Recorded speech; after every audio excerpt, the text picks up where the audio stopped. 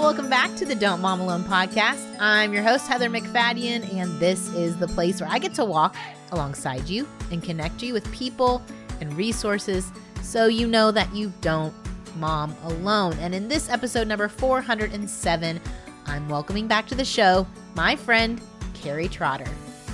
You know, if you can get to the place where like, okay, God, then you realize you are my hope and stay. That gets technicolor. That gets real. It's like, I am not my hope and stay. My previous identity with health is not my hope and stay. My expectations on the future, those are not my hope and stay. And so if you are my hope and stay, I'm with you for always. I don't want to eject from you. So this is where you say you are with me. This is the last episode in our 6-week series that we've been doing to go along with my new book, Right Where You Belong. And today's episode is important to me because in writing this book on identifying and occupying your God-given spaces, I didn't want it to just be this concept of shiny spaces and platform building, but more embracing our part in the spaces we've been given to occupy. And sometimes those spaces feel more like prisons, or they're unwanted, or they are waiting spaces. And so Cari and I are going to talk about that today. Cari is an author, speaker, amazing woman. She's a mom to 3. We have walked in real life community together, and she does amazing ministry online. She is a Bible teacher. And so I wanted to share her with you today and her story. She is in the book. I talk about her a little bit. So I just wanted to expand on that story in this episode. Also, if you've read the book and you want to leave a review, I know authors are always asking you to do that. Well, to motivate you a little bit more, we're doing a giveaway. If you leave a review on Amazon, that's one entry in the giveaway. If you leave a review somewhere else, that's a second entry. And we're giving this away to 3 lucky winners. You will get a $25 Amazon gift card. You will get DMA merch of your choice, and you will get a one-on-one Zoom call with me to discuss your God-given space. So click the link in the show notes to enter the giveaway. Right now, I think we only have like 8 entries, so you've got a really good chance of winning one of those 3 spots. I hope you do. I appreciate you reviewing the book so other people can find it. Let's get right to my conversation with Cari. Here we go. Cari, it is about stinking time that I had you back on the podcast. Holy mackerel. Heather, can't believe it. It's so good to see your face. What a journey we've been on together, right? Wow. We really have, Heather. I think you were one of my very first friends that was like just hard, Jesus loving people when I landed the plane in Dallas in 2014. And that 2014? 10 years ago. Holy cannoli. Oh my gosh. I know. It seems unreal, but we have chartered some territory, sister. Well, and it's like our paths cross, and then it's like you kind of fly away, and then you kind of come back in my route, and I'm like, oh, yay. It makes me so happy. Oh, yay, Cari's back. And then you kind of fly away, and then you come back, and I'm like, and now you're just down the highway, and it's freaking-tastic. It's amazing. You're right where you belong. Shipped out to sea, and then I wash up to shore, and then I ship out to sea, and then I wash up to shore. Oh my goodness, it's so fantastic. And every time we collide, I'm so energized and excited. Heather, you are just one of those friends that just makes like the Spirit of the Lord in me leap. And so it's always so good to get back with you. Well, I'm honored to share you with everyone because you actually are in one of the chapters of the new book. This is our last episode of the series, and it's a vital episode to me. It's like, it was really important I included this chapter in a book about your God-given space, because I think we idolize callings, and I want to focus on assignments. I want to focus on, man, it's not all rainbows and roses and platforms and big things and non-for-profits. And we are often assigned to the hard places, and they don't look like palaces. They're more like prisons. And I felt like journeying with you, and I've had my hard spaces, and I share those in this chapter, but your heart spaces too. And I was like, let's have Cari on and tell more of this story, because I could only include so much in the chapter. But I'm going to read a little bit and then we're going to get into that part. Is that okay? That's incredible. And apparently they're delivering some massive equipment. That's awesome. They're doing work in my backyard. I'm so sorry. So that's great. No, that's okay. Oh my gosh. Okay. So this section starts, One Remaining Freedom. That's the title of the section. While standing in her garage reviewing the day's plans, suddenly my friend Cari could no longer see her husband, even though her eyes were open. To add to her challenge, a massive snowstorm had shut down Dallas for the previous few days and had led to busted pipes and no electricity. Thankfully, the roads were clear enough and the hospital close enough that they were able to get there and figure out what was going on in Cari's body. Unfortunately, an MRI revealed gray polka dots on her brain and spine, evidence that her body had been fighting. Based on the neurology, doctors handed my friend Cari a diagnosis of multiple sclerosis. A month later, I sat in Cari's living room, held her hands, and with full confidence said, "You have been benched. This is an assignment, not a disqualification." I knew her heart's desire to minister, teach, and guide others to know God more fully. Enrolled at the time at Dallas Theological Seminary, Cari sacrificed time and energy to go deeper in on the things of God so she could shine a light more brightly. While she was hopeful to teach and lead others into the glorious good news of Jesus, she found herself in the prison of not knowing if her legs would carry her across the room, let alone hold her up on a stage. So I'm making Cari cry because this is real and we are coming up on the anniversary of this diagnosis. And so talk to us like, I mean, I don't want you to have to go back, but no, it's so good. This is like other people have their own diagnoses or places where they're finding themselves and they're like, God, I had big plans, like not just even for myself, but like to glorify you. Yes. What the heck? Yeah. And it's almost like, it's explained to me like you hit a unexpected cataclysmic car accident. Like, just like you're just driving along and bam, and everything just stops.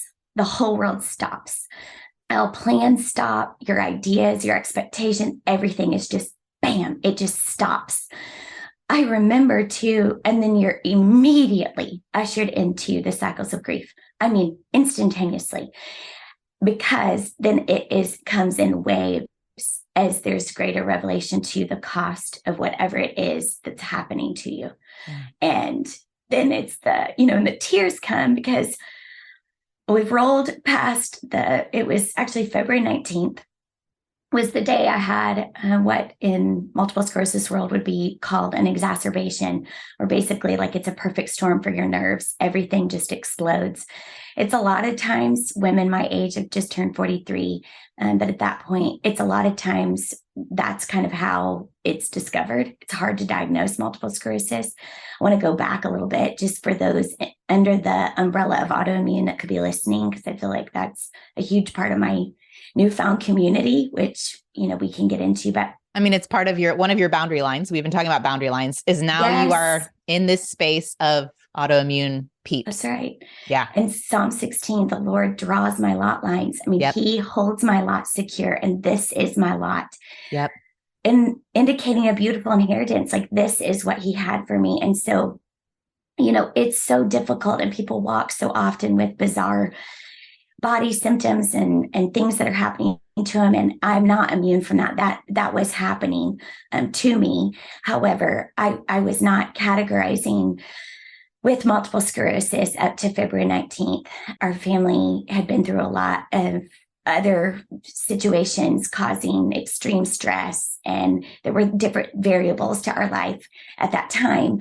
But on that day, it was just a perfect storm, and my body just decided today's the day. I still remember that moment, and I am filled with emotion because I think that I've been studying a lot about loving kindness, because I think we don't just want love. Love is cheap. Love is it's lost its meaning lately. It just is. It easily comes, easily goes. Love is, I don't know. It just doesn't have its meat or roots. But loving kindness, I think when we think about the word loving kindness, there's such an association of the Spirit of the Lord.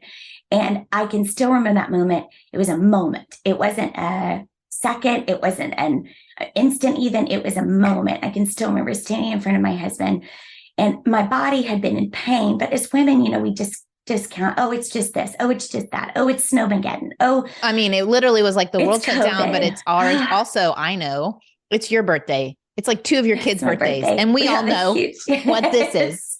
And I know how you celebrate. And this is not a small thing, no matter what age your kids are. This is still like a lot for the mom. We are all holding all of, and this was 2021. Much. We'd already held so much. I mean, like, if y'all can relate. Yeah. In that time, I'd moved my family physically from this different state. And that was our 6th move, our 7th move. So, there were variables where you're just kind of like, it's fine. I need more coffee, which is the opposite of what I needed. I need just a nap, which is probably definitely what I needed. But in that, it was a perfect storm. And my nerves just shut down. And I can still remember in that moment, almost this feeling coming over me that as Toby was going away, my husband, Toby, and it just felt like I couldn't see him and I wasn't passing out. He was going away. I felt the Lord say, it's me. Wow. I just felt him say, it's me. And, it's hard to grasp because I didn't know, what is you? What's happening? You're like, I just can't see my husband. Is he writing the Taylor Swift song before she did? Yeah. It's me. Hi. Sorry. He's not the problem. He's the solution. But, and that's what I'm saying in those times of the moments of diagnosis, or when you're hit with something and it's instantaneous and it's progressive on both sides. In my story, and we can get into whatever part of my story you want to, but.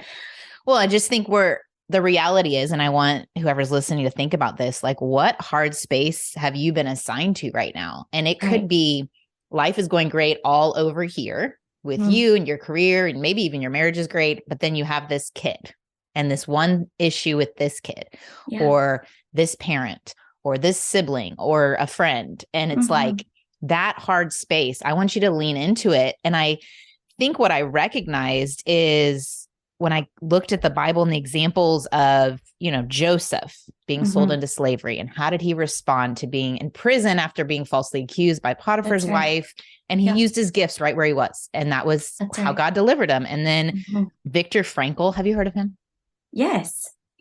Man's Search for Meaning book. Yes. It sold millions and millions of copies. Wow. And he was I'm going to get this right, a psychiatrist who found himself in a concentration camp for 3 years. And the way he got through that hard space was to find meaning in it, in the moment. And so he said, everything can be taken from a man, but one thing, the last of the human freedoms, to choose one's attitude in any given set of circumstances, to choose one's own way. But he was like, what he did is he saw himself in the future in a well-lit room and people in comfortable chairs. And he is teaching them about the psychoscientific aspects of a concentration camp.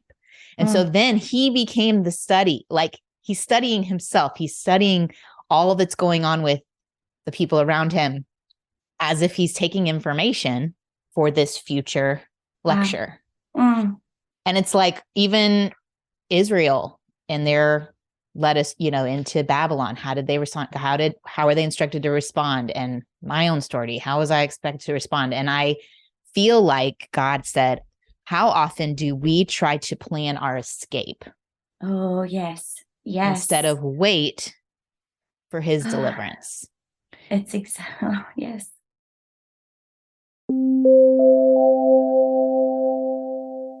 Okay, where are my business owners, managers at? Hiring is challenging, yes.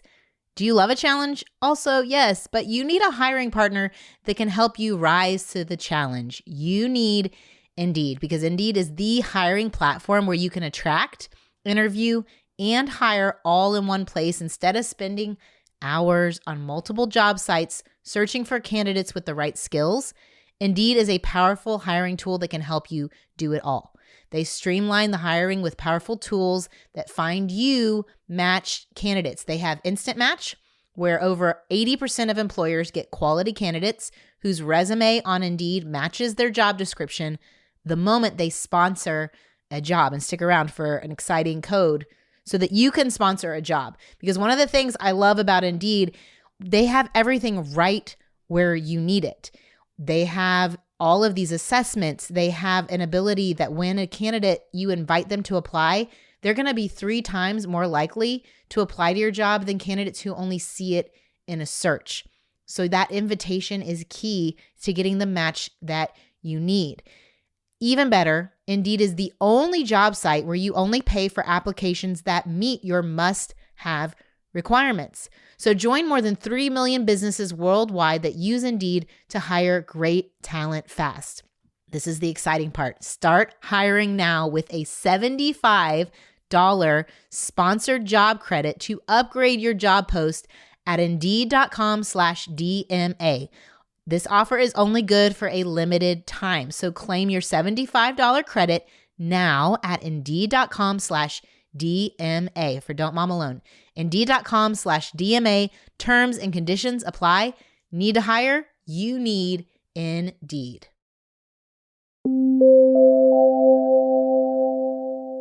Yes, that is exactly right, because, and it goes to the bedrock of our faith, God has given us freedom of choice to choose. It's not this demand, it's a freedom of choice. And when we choose, it does activate love.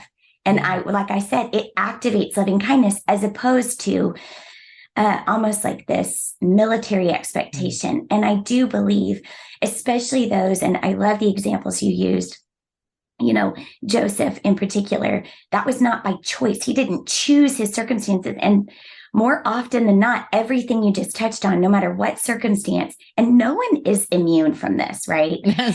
So there are many things. And one thing that it taught me is that my physical presentation can look very much like everything's well, everything's great. But my internal presentation may say otherwise, that there are other things at play. And I think choosing, how do I frame this? Because these are my days. These are my days. And I think, early on, in cycles of grief, and it just is forever, right? Once you come into something that is just, like I said, just like, wow, it just hits you. And it could be a relationship that breaks and you didn't expect it. It could be a diagnosis for yourself or for your child. And that just breaks you. And then you're met with the choice. Okay, how am I going to choose this day? And ultimately, it's what you serve. Do I serve a living God? Am I choosing to put my affections on a living God and serve him? Or am I going to serve what ultimately is telling me it can't be fixed? This side of eternity, I can't fix it. And I love how you said, I said before we push record, my hand hovers over the eject button every day. I'm like, I'm going to eject. This is it. That's it. I can't take anymore. I've had it. Yeah. I've had it. That's it. I'm ejecting. But to be stayed. And the beautiful part of, my story, which February 19th was when I went into the hospital, spent 4 excruciating days in testing, in the multiple sclerosis testing, MRIs, CTs, heart things, blood work, spinal taps, things that you're just submitted to. You have no choice. Your body is just submitted to it. Fear. Oh, the fear. Yeah. Like fear. Because you don't know. Because you don't know. And that's literally what Frankl says. He says the thing that actually caused the inmates to lose their hold, their inner hold, like you were saying, like sticking with it in the waiting, is they didn't know the date of their release. How long is this? Is this 5 years? Is this getting worse? Am I losing more? I don't know. The unknown is like what you lose your hold on. You lose your hold on. That is brilliant, because that's exactly what happens. And then spending a year after that and thinking, and I can still remember when the neurologist came in the room and gave the diagnosis, my husband and I were standing there, and there was a phenomenal nurse that was standing by, just caring for me, caring for us. When we heard the information, I think I said, okay, 2,500 times. Okay, okay.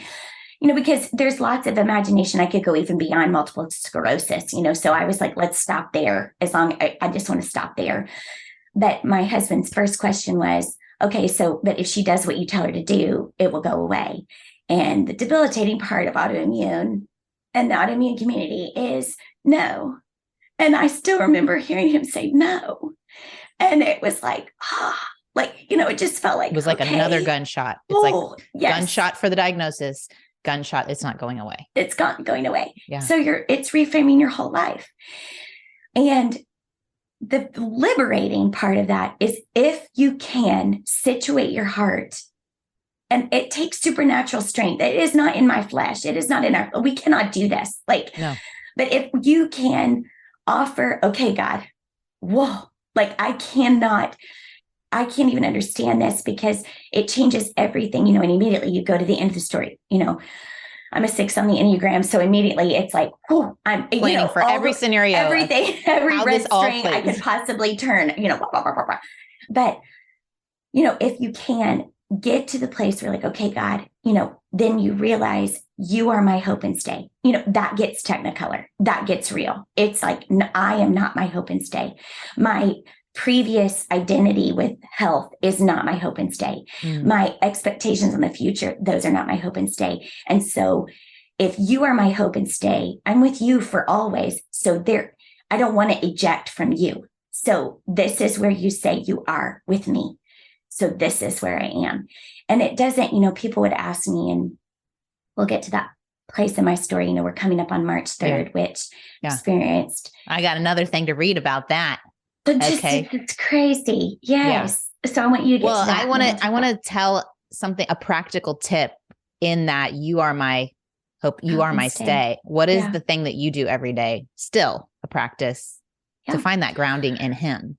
Mm-hmm. Well, that's what I think I was getting to, is people would ask me almost instantaneously, are you praying for healing? And I was like, yes.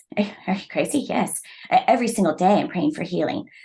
And that was a part. But the most part was, Lord, help me learn well right now. And it would be, you gave me a book. You, Heather, gave me a book. I thought you were talking about Jesus. Jesus gave me a book. Gave me a book. No, by Heather McFadden. Okay. I gave you a whole You gave me a book. You gave me a book, and it was called Struck by Russ Ramsey. Oh, yes. And it was altering. And in that, he quotes a quotation. He says, I didn't know I was a bell until I was struck. And we don't know what God has for us truly until, I'd love to connect on my strengths. I really would. I would love that I connect best with others on my strengths, but that is just not the way. The way is we connect deepest by our weaknesses. And in those weak places, we drop down every pretense, everything that I think keeps me stable, everything that I think I'm made of, this tough stuff I'm made of. And we are left with I am just found in Christ. And the practical thing I did was I started reading books by those that had suffered well. Anyone that had suffered well. After I read Russ Ramsey, I've given that book to so many people because it was like a navigation system. And I say people that are coming alongside others that are praying for healing or in a diagnosis that is life altering, or have something that has died, a marriage has died, a child has died, a job has died, whatever just a dream has died. Yes. Yeah. If you're walking along, let them read something and then read what they highlight. Because I think sometimes we want to fill in the blanks. This is how grief feels. This is what we should do. This, these are our 12 points for those people. But it's like, no. Read what they highlight, because what they highlight is going to be like, oh, why did you highlight that? What resonated there? And so you start to see the way of the sufferer. And so, it would be like practical steps, like, and practically, Heather, honestly, I had to get really good about articulating my feelings. And I am a feeler, and people would say, where did you have to talk about your feelings more? And, but I had to get really good at saying, you know what, I'm celebrating today. Today I woke up and my body is not hurting and I'm on fire from head to toe. So isn't that great? And then, or it would be the next day, I'm so mad at what I lost. Like, I'm so mad at what didn't go right. I'm mad. I'm angry. I'm disappointed. Why does she get to have this and I have to sit here? Or just being authentic and honest with myself, my people, and the Lord. That is very practical. And it sounds a lot easier said than done because it's difficult. When you told me you read a passage now, even, what passage of the Bible is bringing you grounding and comfort? Psalms 118. I've started a practice of reading Psalms 118 every day out loud to myself. I just start it in the morning. It's always been a meaningful passage to me because I think it shows the gamut of human emotion. You know, I love you, you're my loving kindness, your loving kindness endures forever, everything's great, to I'm surrounded by a swarming bees, like I can't do this, to you are my strength and my song in verse 14. And it is, interesting because Psalms 118 actually shows up at the beginning. You talked about escape and wanting escape, but to be stayed, to wait on the Lord's deliverance. Yeah. It is so critical because it is in total. This side of heaven, we're living between the now and not yet. There are some things that have been healed in my body. There are other things I'm still waiting. Yeah. But Psalms 118 is actually the anthem of victory the children of Israel sing on the other side of the Exodus. It shows up in Exodus 15. This is their anthem. Then it shows up again in the middle in Psalms 118, this same psalm. It will show up again, Isaiah 12 says it will show up again in the end. So this is our anthem. And it's interesting that it says our strength and our song in verse 14. The Lord has become my strength and my song, indicating it didn't just happen overnight. I didn't just snap my fingers.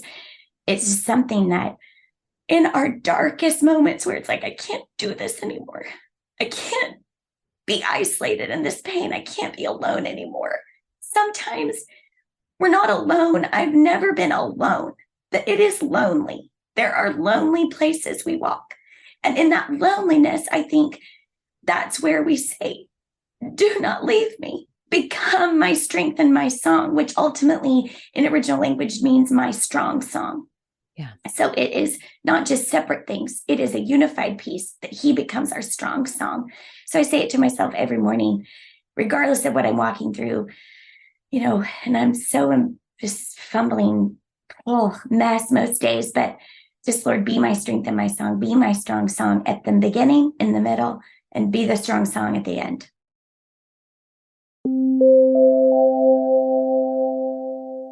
Cari's story reminds us that life can change really quickly. And I want to help y'all as parents, as busy families, to be set up so that you aren't caught off guard. And I love that I can connect you with Fabric, because Fabric by Gerber Life helps protect your family so their future is secure no matter what happens.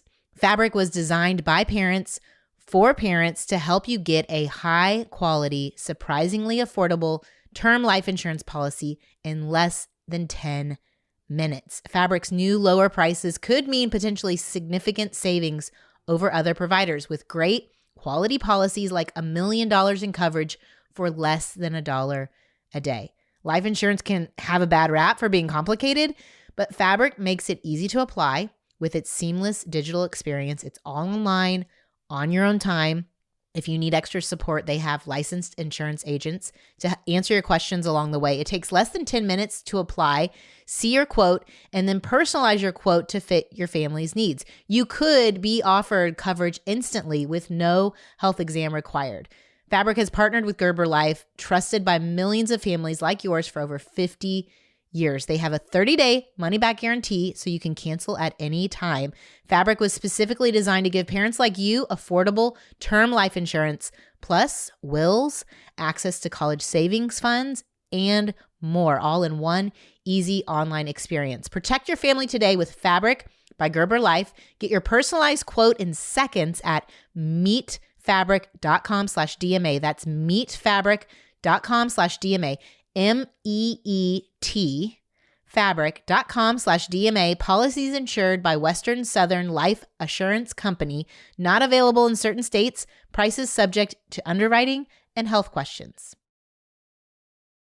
I'm not even kidding. Right before I'm going to record this ad, my friend sent me an Instagram reel of a comedian talking about how a podcaster convinced her to sign up for HelloFresh and how it was more complicated than she imagined because she didn't choose quick and easy.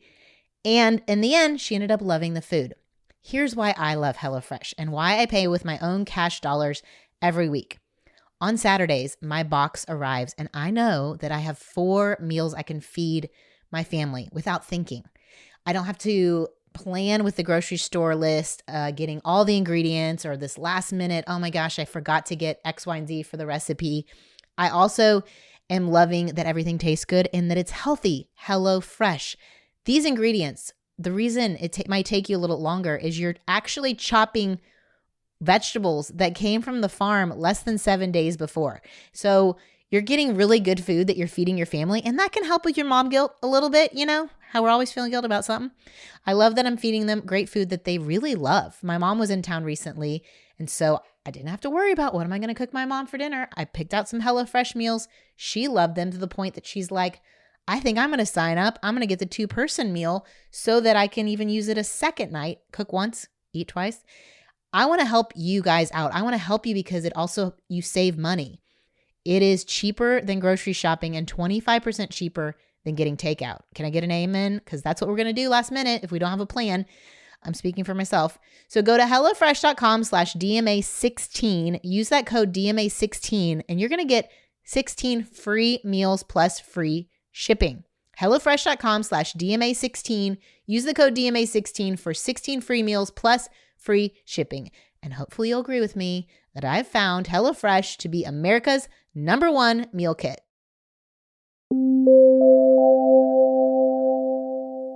And I love that you said that so much because to me, this example of escape versus deliverance is like, I don't know, flesh is put on it when I look at the example of Paul and Silas.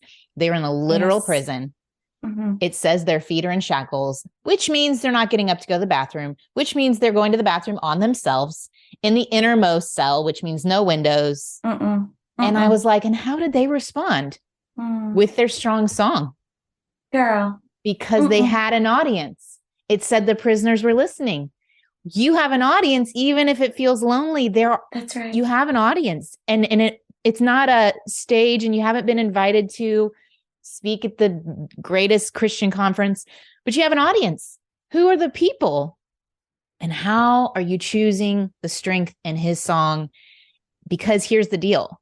Paul had just witnessed God's deliverance of a girl from the demons, and that's why he's there. The owners of her were like, you just took our money away. We're not so happy about that. But he saw that God is capable of delivering. So he knows that God is outside of that space. We know our God is capable. So we cling to that song. And then what happens? The walls literally shake. They literally fall down and they don't leave. That's right. And I was like, wait, Paul didn't just like run out. Why did he stay in the space, even though he could escape? Because souls matter. That's it. And the guard is saved and his whole family is saved and legacy happens and ripple effects happens because he fully occupied that space. And then the next morning, the guard says, I've talked to the people, go in peace. Shalom, peace. And that's how we want to exit our spaces. We want to go in peace. So I'm going to read, your peace escape is not what happened. You were delivered. Okay, wait, let me get to it. That's it. So this part of my book got spilled on yesterday with green slime. And I feel like that's so perfect. The most appropriate thing. I can't. I was like, well, Cari, I would give you this copy, but the green slime took over. I actually want it. Okay. So, it's so interesting. Look what it says. I wrote this. What's happening? It says, when we go into suffering spaces, we are not alone. Hey. You just said that. But also because we carry God in us, we can be a blessing even in those places. That's right. So on March 5th, 2021, a few weeks after my friend Cari's diagnosis of multiple sclerosis, I texted her, praying right now during your infusion for God to move through the treatment, to heal the lesions, to do the miraculous. I'm not lying that on March 5th, so we're recording this, March 2nd. Yeah. Okay, here we go. March 5th, 2022, I was standing and worshiping with Cari, crying tears of joy. We were literally at a conference, just worshiping together. Just 2 days earlier, a neurological appointment. So that means March 3rd. So that's tomorrow. Tomorrow. Okay. Yeah. She was told that there was no indication of multiple sclerosis in her body. Yeah. So unreal. It's unreal. And I think because the tears come, because I think about all the, if I can say this, hellish dark nights. You can say it's in the Bible. You can say cuss words in the Bible. Dark nights. Yeah. The shadow of the valley. Yeah. Shadow of the valley, and learning, walking well with Psalms 23 and walking slow and being with in those shadow places where, Psalms 23 and Psalms 91, where it says underneath your shadow, but also competing shadows of the enemy, taunting you, telling you, it's just constant warfare of, will this night end? You said something tangible, prayer. It sounds like it's so like, but prayer and worship, it is a war response. It is our offensive response to say, I will not be slayed. And I'm thinking of once a month, every month, I would give myself an injection. And right before, I would read a liturgy the day before a medical procedure from Every Moment Holy. And I've had the pleasure. Which is a fantastic book. Of communicating how profound that actually was for me. Read it.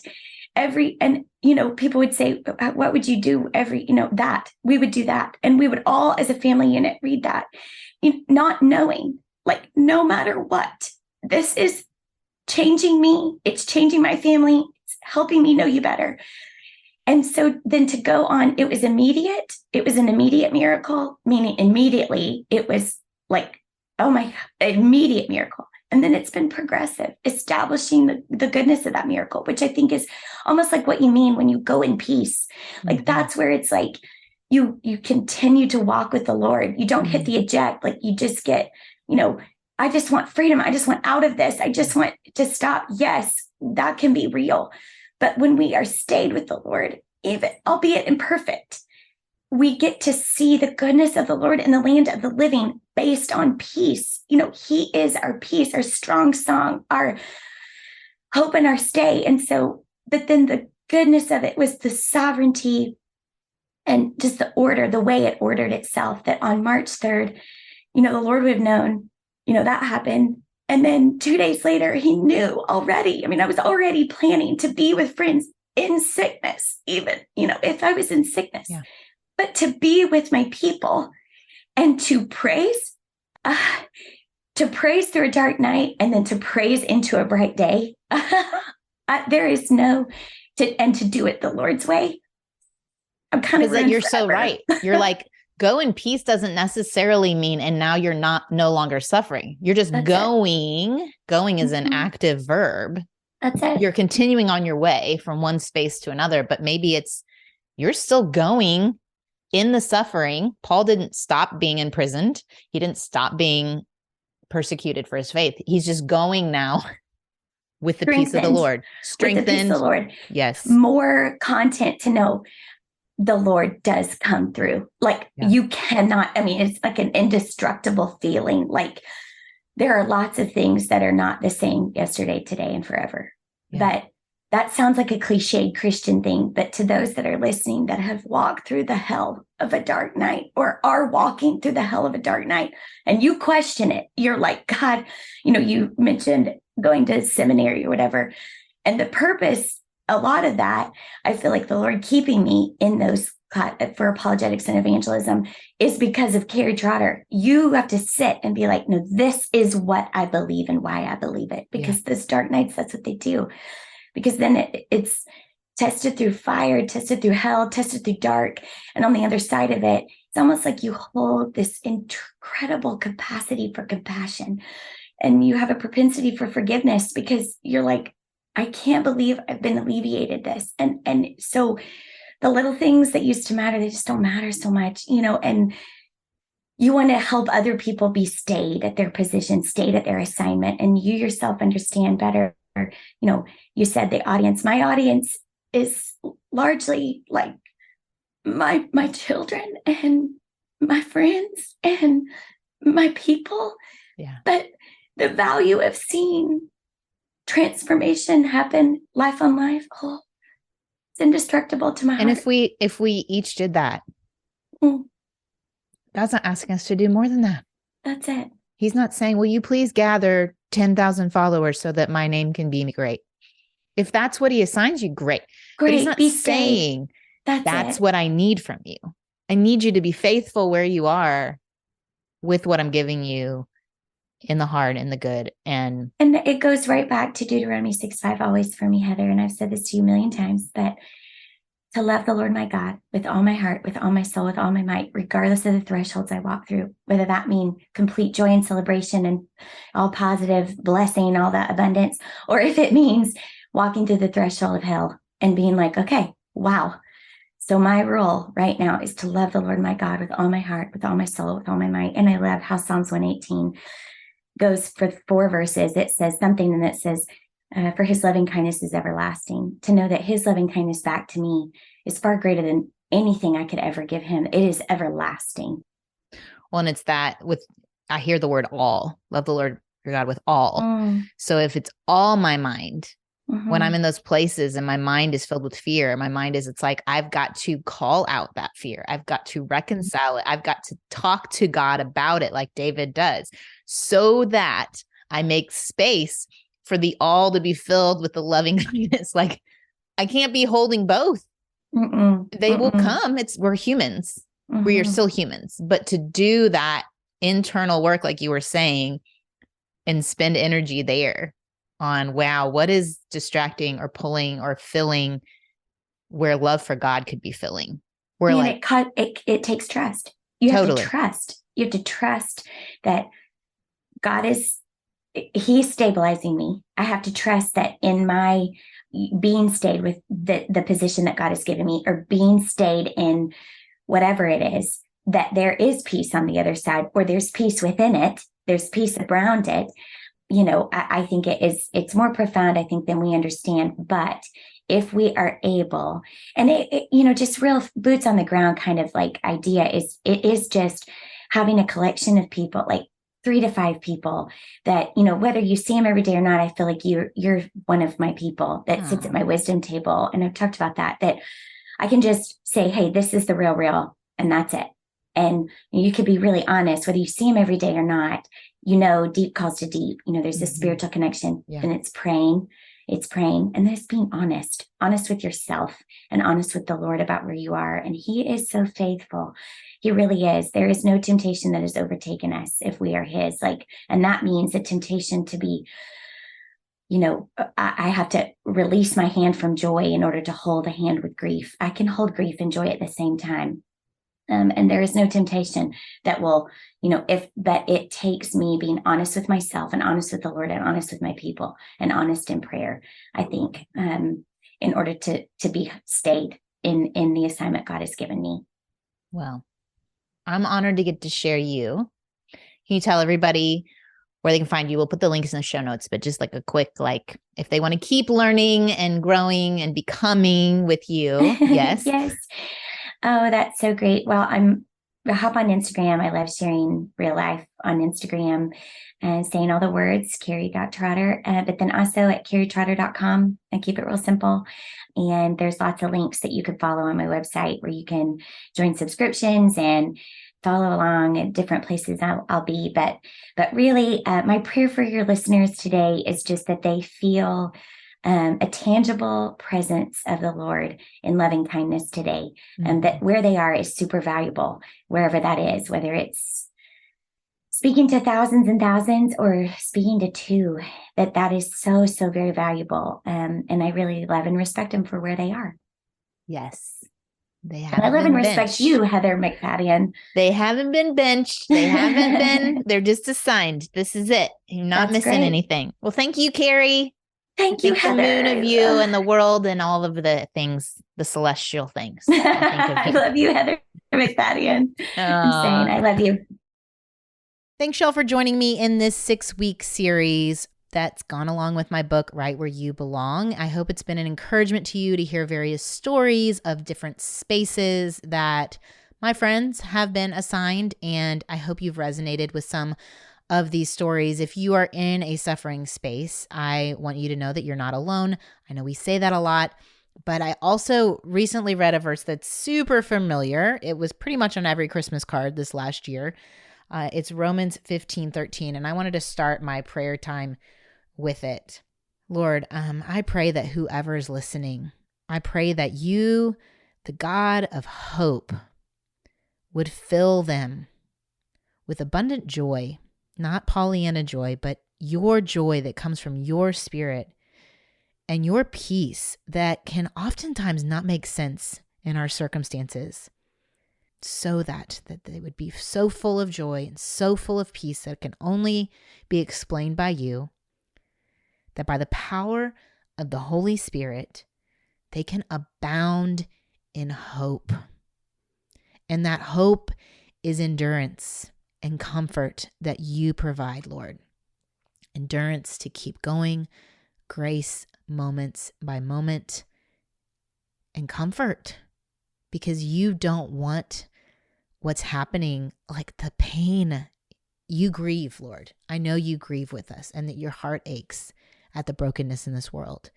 And I pray, Lord, that we would trust you, that you are redeeming all things, that you are moving the needle forward, that we cannot always see the why of the suffering, but we know who is walking with us through it.